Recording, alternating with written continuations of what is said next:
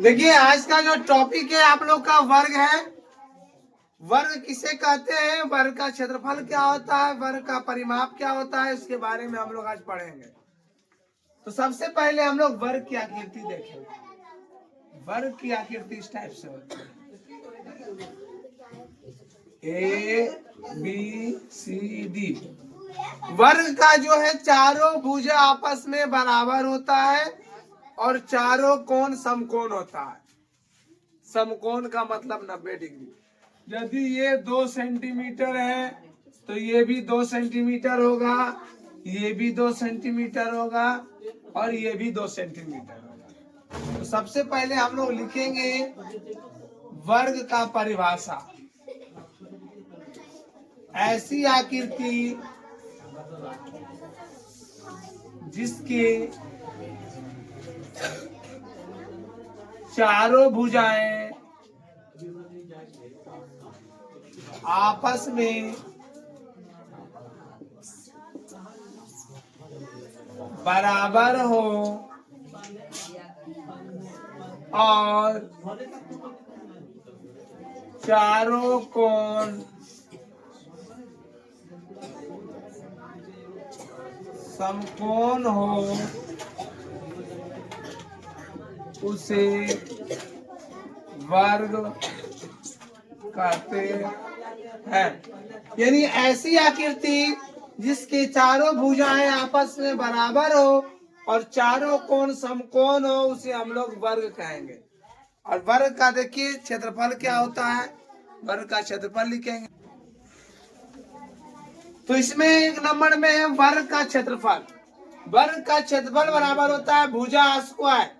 भुजा स्क्वायर कहने का मतलब जो भुजा दिया हुआ रहेगा उसको 2 बार गुना कर देंगे, भुजा गुने भुजा, या फिर ए स्क्वायर।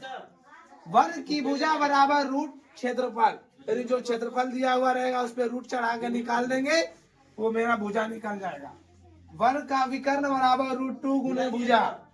वर्ग की भुजा बराबर विकर्ण बटे √2। इसी टाइप पे यानी चारों टाइप पे हम लोग एक एक हिसाब बनाएंगे, ठीक है। तो आप लोग को अच्छी तरह से समझ में आ जाएगा। देखिए ये दोनों में लग रहा होगा आप लोग को कि वर्ग की भुजा और वर्ग की भुजा, ये फॉर्मूला कब लगेगा, जब क्षेत्रफल दिया हुआ रहेगा तब, और ये फॉर्मूला कब लगाएंगे, जब विकर्ण दिया हुआ रहेगा तब। दोनों फॉर्मूला का अलग अलग यूज होगा। जब क्षेत्रफल रहेगा दिया हुआ तो ये वाला लगा देंगे, जब विकर्ण दिया हुआ रहेगा तो ये वाला। चलिए इसको, इस फॉर्मूला पर आधारित इसी टाइप का हम क्वेश्चन देते हैं, आप लोग इसको बनाइए। देखिए लिखा हुआ है 14 सेंटीमीटर भुजा वाले वर्ग का क्षेत्रफल ज्ञात कीजिए। यानी भुजा दिया हुआ है 14। आपको पता है कि वर्ग का क्षेत्रफल बराबर होता है भुजा स्क्वायर। भुजा स्क्वायर कहने का मतलब भुजा गुना भुजा। दिया हुआ है भुजा कितना, 14 ना, तो कुछ नहीं करना है, 14 सेंटीमीटर गुना 14 सेंटीमीटर, 14 गुना 14 196 क्षेत्रफल होता था स्क्वायर। 1 सेंटीमीटर 1 सेंटीमीटर मिला करके सेंटीमीटर स्क्वायर, 196 सेंटीमीटर स्क्वायर हो गया। इस हिसाब में कुछ है, सिर्फ फॉर्मूला आपका याद रहेगा, आराम से बन जाएगा। 2 नंबर में कह रहा है 196 सेंटीमीटर स्क्वायर क्षेत्रफल वाले वर्ग की भुजा ज्ञात कीजिए। अब देखिए क्षेत्रफल दे दिया है, अब कह रहा है भुजा ज्ञात करने के लिए।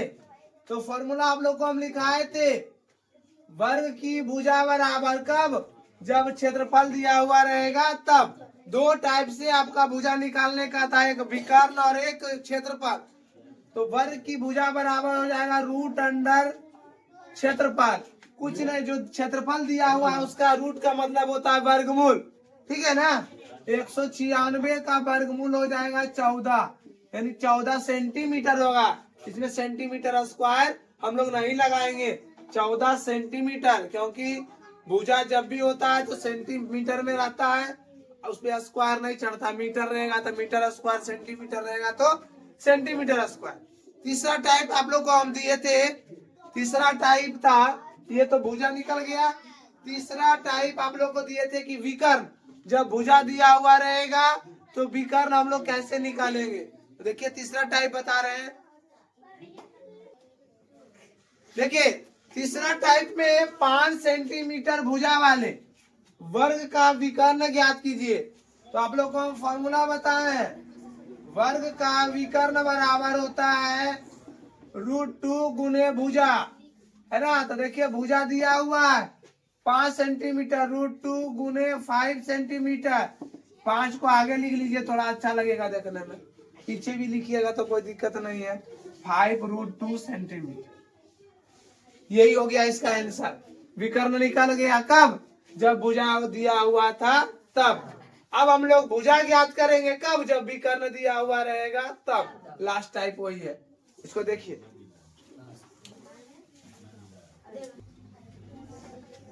देखिए 4 नंबर में है √2, 2√2 विकर्ण वाले वर्ग की भुजा ज्ञात कीजिए। विकर्ण दे दिया है, विकर्ण बराबर 2√2, तो कह रहा है वर्ग की भुजा। हम आप लोग अभी जस्ट बताए थे कि भुजा 2 टाइप से निकालेंगे, जब विकर्ण दिया हुआ रहेगा तब और क्षेत्रफल दिया हुआ रहेगा तब, है ना। तो अभी देखिए दिया हुआ है विकर्ण, तो लिखेंगे वर्ग की भुजा बराबर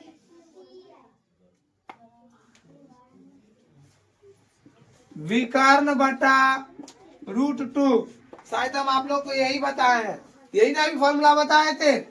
तो विकर्ण, विकर्ण 2√2 बटा √2 फॉर्मूला में √2 कट गया, क्या बचा 2 सेंटीमीटर, यानी 2√2 विकर्ण वाले वर्ग की भुजा ज्ञात कीजिए।